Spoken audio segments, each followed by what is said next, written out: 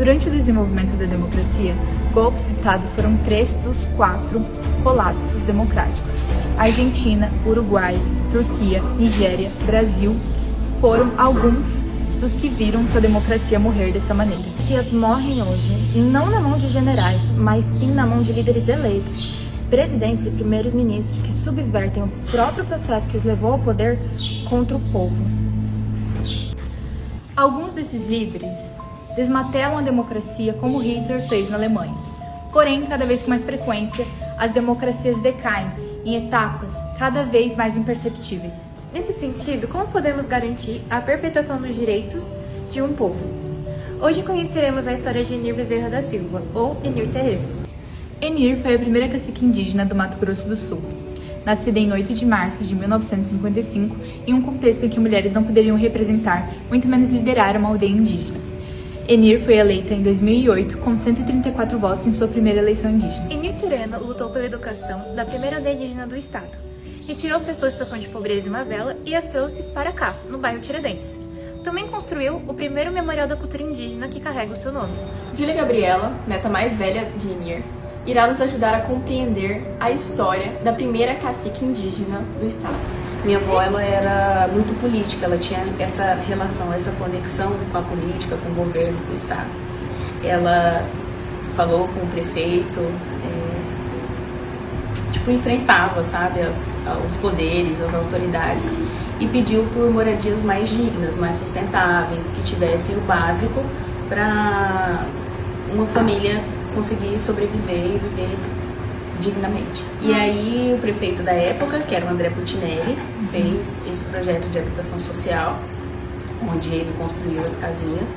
As casas, elas tinham uma estrutura para manter a identidade da população indígena, então ela tinha um telhado semicircular, que imita como se fosse uma oca, e aí ela, assim, tinha o mínimo necessário para atender as necessidades, sala, cozinha, quarto, e ela conseguiu, lutando, com muita batalha, conseguiu abrigar todas essas famílias que foram crescendo dentro do Marçal de Souza.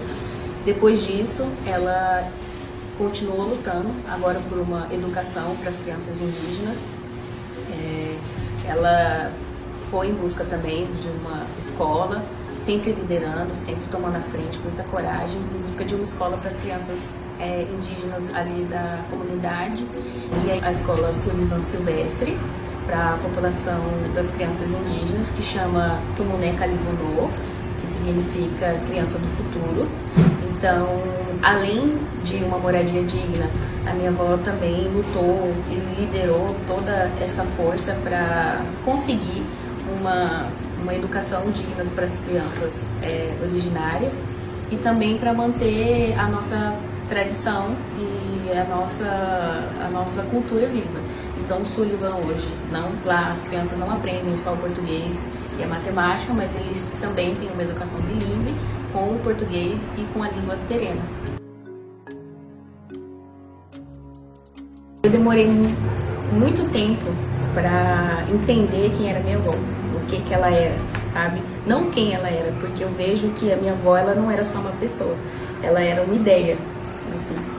E aí eu demorei um tempo para perceber tudo o que ela era. Mais ou menos nessa idade de 14, 15 anos, eu lembro que a gente foi em um evento político, assim, um comício, e aí ela foi convidada para falar. E aí foi a primeira vez que eu prestei atenção nas coisas que ela dizia, né? E aí ela falou sobre as necessidades, sobre os nossos direitos, sobre o que a gente precisava para sobreviver como um cidadão comum, inserido na sociedade.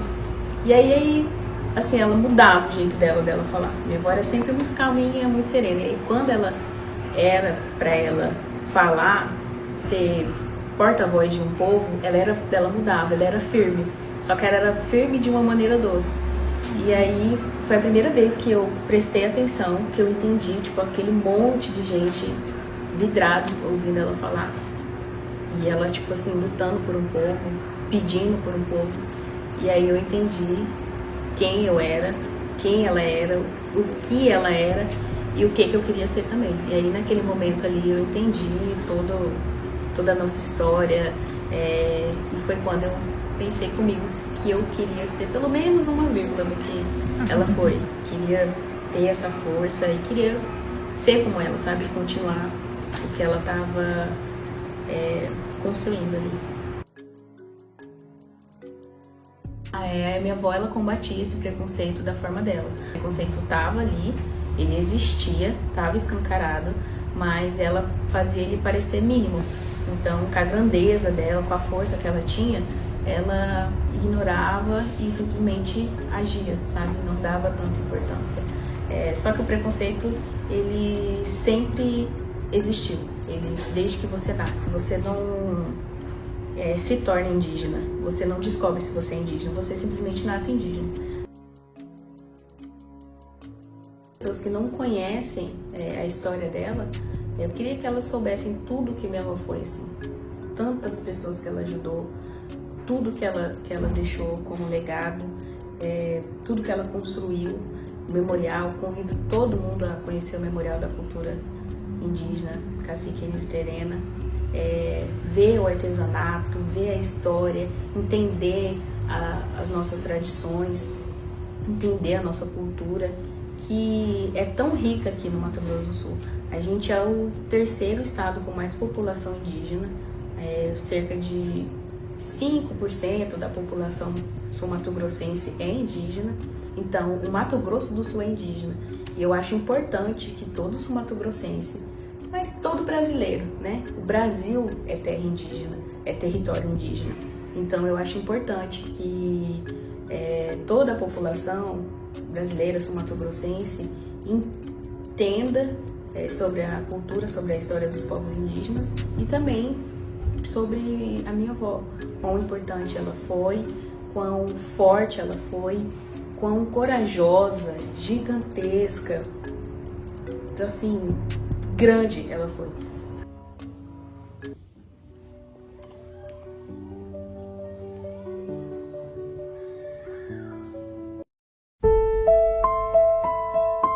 Além de sofrerem injustiças e preconceitos, fazem parte do grupo mais marginalizado. Segundo o censo, apesar dos povos indígenas serem 5% da população mundial, são 15% dos mais pobres. Nesse contexto, retornamos as perguntas para o professor José Paulo Gutierrez, professor de Direito da Federal e vice-líder do Grupo de Pesquisa Antropologia, Direitos Humanos, Povos Tradicionais da UFMS. Os fatores que invisibilizam as comunidades indígenas aqui no estado do Mato Grosso do Sul são aqueles que não favorecem políticas públicas para esses povos, principalmente na área da saúde e da educação. Porque, na verdade, eles necessitam de políticas que deem apoio, não só nas aldeias, mas também nas cidades, em relação a essas temáticas, né? Em relação à saúde, em relação à educação, a saúde para manter o bem-estar desses povos, essas comunidades indígenas, e com relação à educação, para dar oportunidade para eles buscarem, dentro da comunidade e da sociedade, as situações de emprego, as situações de sustentabilidade e também de desenvolvimento econômico e social. A Declaração das Nações Unidas é o documento mais abrangente sobre o direito dos povos indígenas, incorporado à legislação nacional de direitos humanos. Ela é histórica, porque durante séculos esses direitos foram ignorados ou desvalorizados. Ao abordarmos um povo indígena, falamos de um povo que luta constantemente por sobrevivência, como a tribo Yanomami, que em 2023 foi alvo de diversas reportagens por sofrer de malária, insegurança alimentar e desnutrição. A declaração nos lembra que até nos dias de hoje os povos indígenas sofrem consequências atemporais de opressão, discriminação e preconceito. Em Miranda, aqui no Mato Grosso do Sul, em 2023, houve uma manifestação da tribo Terena contra um comentário racista de uma mulher que dizia: "Eu sou bugre, eu tenho nojo de bugre, mas eu sou índia. Todos eles deviam ser amarrados e deixados para morrer." Como as democracias morrem, um governo que antagoniza os povos indígenas, as nacionalidades, pessoas que buscam a liberdade de direitos ambientais e animais, não sabem o que é o Brasil e não entendem o que é uma democracia. E conta a história da bisa da sua bisa, que era índia. Tu não é branco, nem preto, nem indígena. Vou renascendo da da cinza do fogo em que queimaram meus ancestrais. Ainda resistimos em tantos tons e vivências.